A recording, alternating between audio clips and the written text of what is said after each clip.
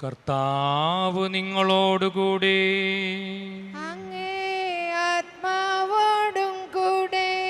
വിശുദ്ധ മത്തായി എഴുതിയ സുവിശേഷത്തിൽ നിന്ന്.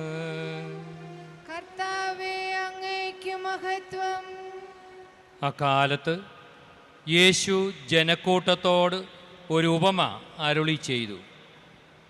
സ്വർഗരാജ്യം ഒരുവൻ വയലിൽ പാകിയ കടുകുമണിക്ക് സദൃശ്യം.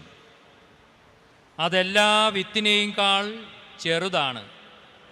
എന്നാൽ വളർന്നു കഴിയുമ്പോൾ അത് മറ്റു ചെടികളേക്കാൾ വലുതായി ആകാശപ്പറവകൾ വന്ന് അതിൻ്റെ ശിഖരങ്ങളിൽ ചേക്കേറാൻ തക്കവിധം മരമായിത്തീരുന്നു.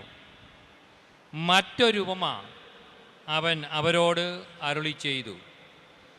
3 ഇടങ്ങഴി മാവിൽ അത് പുളിക്കുവോളം ഒരു സ്ത്രീ ചേർത്ത പുളിപ്പിന് സദൃശ്യമാണ് സ്വർഗരാജ്യം. ഇതെല്ലാം യേശു ഉപമകൾ വഴിയാണ് ജനക്കൂട്ടത്തോട് അരുളി ചെയ്തത്. ഉപമകളിലൂടെ അല്ലാതെ അവനൊന്നും അവരോട് പറഞ്ഞിരുന്നില്ല. ഞാൻ ഉപമകൾ വഴി സംസാരിക്കും.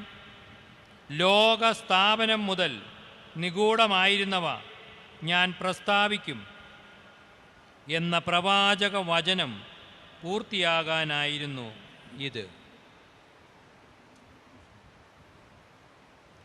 കർത്താവിൻ്റെ വചനം.